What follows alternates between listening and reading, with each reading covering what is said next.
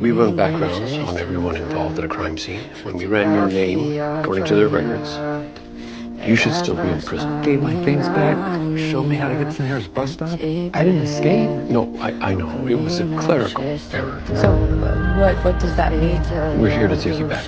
Gene couldn't accept it. It was the prison that messed up, not his fault. He had a job and a family. Nolan knew he couldn't accept it, but there was nothing he could change. Nolan advised Gene to get a lawyer and fight to the end. He had to take Gene back now. Gene's wife said, "What do we tell our daughter?" Nolan recommended a family therapist to them. Well then, all fixed, right? I can't believe this is happening. Nolan could only give Gene 1 minute to get ready. Gene had no choice but to accept it passively. The whole thing started because Gene had helped the police take down criminals. You don't want to do this.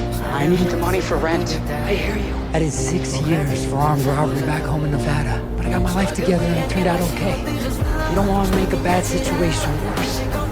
Nice work. Let's go pick up my daughter at the preschool. We'll get in touch if we need you, and thank you again for what you did. Of course.